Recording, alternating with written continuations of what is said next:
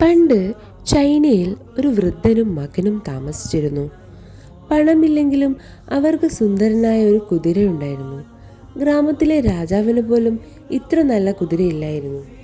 ഒരു ദിവസം ആ കുതിര എങ്ങോട്ടോ ഓടിപ്പോയി.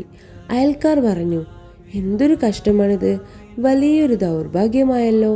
വൃദ്ധൻ ചിരിച്ചുകൊണ്ട് പറഞ്ഞു, ഇത് നല്ലതാണോ ചീത്തയാണോ എന്ന് ആർക്കറിയാം. ഒരാഴ്ച കഴിഞ്ഞ് ആ കുതിര തിരിച്ചു വന്നു, കൂടെ 10 കരുത്തരായ കാട്ടുകുതിരകളും. അയൽക്കാർ ഓടി വന്ന് പറഞ്ഞു, നിങ്ങൾ ഭാഗ്യവാനാണ്, ഒരു കുതിര പോയപ്പോൾ 10 എണ്ണം തിരിച്ചു കിട്ടിയല്ലോ. വൃദ്ധൻ അപ്പോഴും പറഞ്ഞു, ഭാഗ്യമോ നിർഭാഗ്യമോ ആർക്കറിയാം.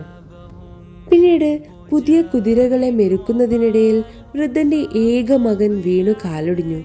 അയൽക്കാർ വീണ്ടും പറഞ്ഞു, ഇതൊരു വലിയ ചതിയായിപ്പോയി, ആ കുതിരകൾ വന്നതുകൊണ്ടല്ലേ മകൻ ഈ ഗതി വന്നത്.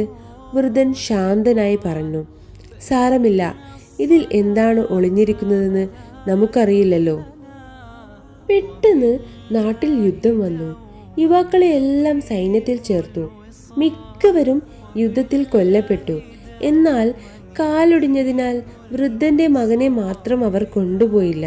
അപ്പോഴാണ് ഗ്രാമവാസികൾക്ക് ആ സത്യം മനസ്സിലായത്. ജീവിതത്തിൽ സംഭവിക്കുന്നതൊന്നും അപ്പോൾ വിലയിരുത്താൻ കഴിയില്ല. നമ്മുടെ ജീവിതത്തിൽ ഒരു വാതിൽ അടയുമ്പോൾ മറ്റൊന്ന് തുറക്കപ്പെടുന്നുണ്ടാകാം. അതുകൊണ്ട് ഒന്നിനെക്കുറിച്ചും വേവലാതിപ്പെടാതെ ശാന്തനായി ഇരിക്കുക.